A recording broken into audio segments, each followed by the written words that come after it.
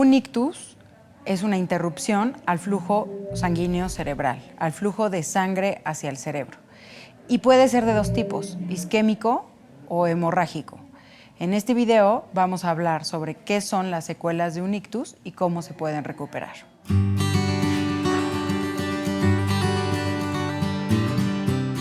En primer lugar, las secuelas de un ictus dependen del tipo de ictus ante el cual estemos, es decir, si fue isquémico o hemorrágico.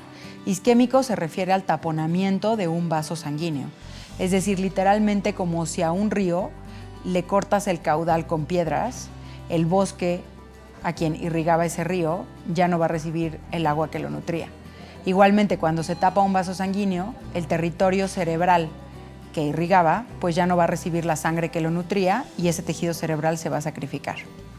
O hemorrágico, que literalmente significa la ruptura del vaso.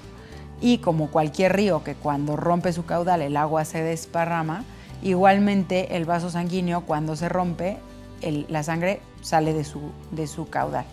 Entonces, los pacientes con ictus hemorrágicos tienden a tener más secuelas que los pacientes con ictus isquémicos. En segundo lugar, va a depender de la extensión del territorio afectado. Es decir, no es lo mismo un ictus que afecta una porción pequeña del cerebro que un ictus a un gran vaso que abarca una extensión mayor del cerebro.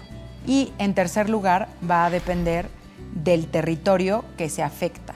Es decir, si se tapa el vaso que irrigaba la porción del cerebro que controla el habla, pues el paciente probablemente quede con secuelas del habla. Si se afecta la irrigación del territorio que controla el movimiento del brazo o la pierna, pues el paciente quedará con secuelas de movimiento de brazo y pierna. En cuarto lugar, va a depender de cómo estaba el cerebro del paciente previo al ictus. Es decir, no es lo mismo un infarto cerebral a un paciente que tenía previamente un cerebro sano que un ictus a un paciente que tenía previamente afecciones cerebrales.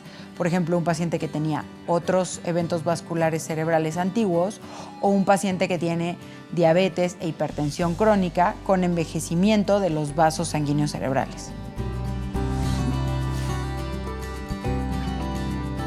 Bueno, la recuperación de estos pacientes comienza en el momento en que el paciente tiene el ictus. Entonces, el tiempo de reacción es fundamental. El paciente tiene solamente unos momentos para llegar al hospital. También el tratamiento depende del manejo integral hospitalario que se le dé a estos pacientes. Posterior al manejo hospitalario, el paciente deberá recibir como parte de su tratamiento rehabilitación, y esto es un paso esencial para su recuperación. Tanto para los pacientes con ictus isquémicos o hemorrágicos van a necesitar rehabilitación. En el Centro Médico ABC contamos no solo con un programa especial para la atención de pacientes con ictus, sino también con prácticas médicas grupales, lo cual va a permitir que el paciente reciba la atención de diversos especialistas durante su recuperación. Además, tenemos un programa de rehabilitación intensiva en ambos campus, lo cual va a permitir que el paciente reciba este tratamiento esencial en el corto, mediano y largo plazo posterior a la ocurrencia de su ictus.